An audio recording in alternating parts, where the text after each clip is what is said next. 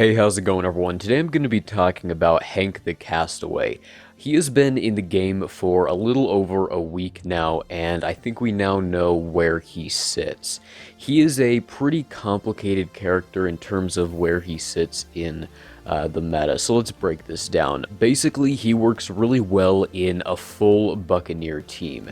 Anything other than that, and he's going to lose a lot of viability. He is not nearly as good of a character as Scarlet in terms of plug-and-play viability.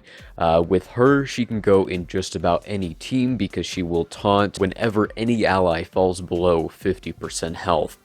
She does gain a lot of defense boosts when she's with a full Buccaneer team, but she can work in a lot of other teams. That's why I decided to take my Scarlet all the way up to 7, and I'm quite happy that I did. Now, Hank, on the other hand, is, like I said, gonna work in a full Buccaneer team. Other than that, not really. I think the team is going to be Redbeard, Argenta, Bart, Scarlet, and Hank for offense. And for defense, I think you should either replace Argenta or Hank with Valiant if you have all of your pirates at 7 stars. And honestly, I would probably lean more towards replacing Hank with Valiant instead of Argenta and just not using Hank entirely for a defensive team. And that's because he can do quite a bit of damage, but under very specific circumstances. I think if he does get his double hit, it can be around 10,000 total damage, which is still not quite Highwayman level, but it is up there with some of the other top attackers like Kai. However, for that double hit to trigger on his first special ability, you need there to be a lot of debuffs on the enemy team. And you also need a lot of debuffs for his second special ability, because then that one will do a lot more damage as well. And the problem with Hank is under AI control, he will just use his special abilities at the start of the battle. And he's also one of the fastest characters in the game. He's the fastest pirate, I believe, so he's going to be going first, and there's going to be very, very few debuffs on the enemy team. You might get some from your pirate set, but other than that, there's not going to be very many, and he's just going to use his second or third ability under AI control, and then it'll be on cooldown, and you can't use it for a while. And he's basically just not going to do very much for defense. Now, when running him on offense, the question seems to be, do you run him with Valiant or Argenta?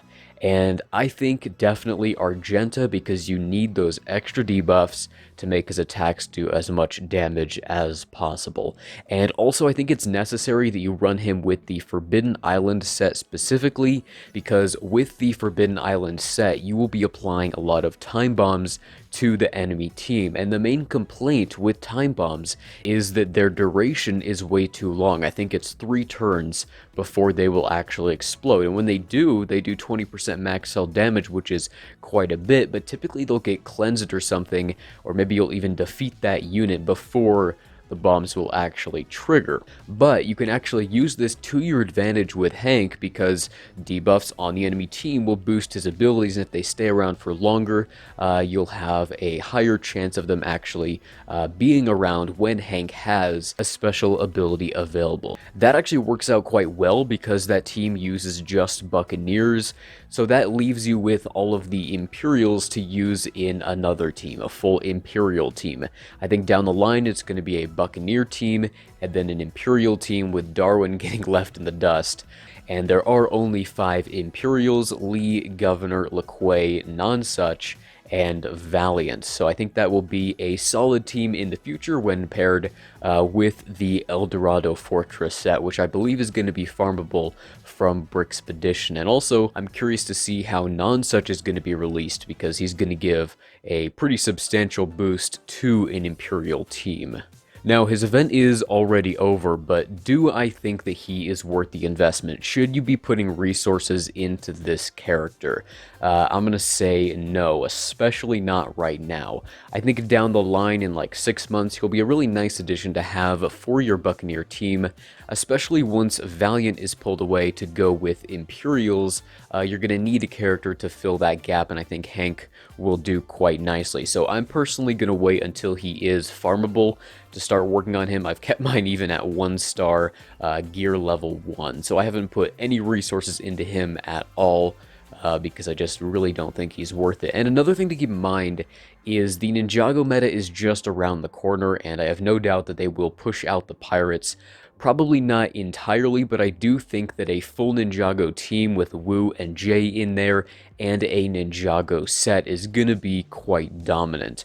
And I certainly hope it is, because my Ninjago characters are currently sitting at 7 stars. So we'll have to see when Wu's event is going to come. I assume it's just around the corner. I'd guess less than 3 weeks, maybe closer to 2 weeks before we see his event. Right now, the Imperial event is running, and I think there's still about a week left for that. So maybe a few days after that event, Wu's event might start, something like that. And then I assume Jay's will be following soon after. I think a Ninjago team of Lloyd, Zane, Kai, Wu, and Jay is going to be very good. And also some kind of mix with Lloyd and Wu in there with some other characters. Like, I, for one, am really excited to try out Redbeard, Scarlet, Lloyd, Kai, and Wu. I think that team's going to be great. Maybe Bart instead of Kai. That could be great for defense, tons of healing. And then, of course, Lloyd to stealth, Scarlet to taunt, and Redbeard to do damage and to have control with disarmed and stun. I don't know, that team could be fun. Maybe something like Kai, Lloyd, Wu, Magisto, Burnabus, or maybe Jester in there. That could be interesting as well. I think Wu is just going to be a really solid character all around, and is going to pretty much make Lloyd better than he was before his nerf, so that's definitely something to keep an eye on. But yeah, I don't think it's worth it at this point in the game to invest in Hank, because one, he is not incredible for defense. He's good on offense, not great for defense, and also I think that the pirate meta is going to be replaced by a Ninjago meta here very shortly. Alright, well, those are my relatively quick thoughts on Hank the Castaway. Thanks for watching.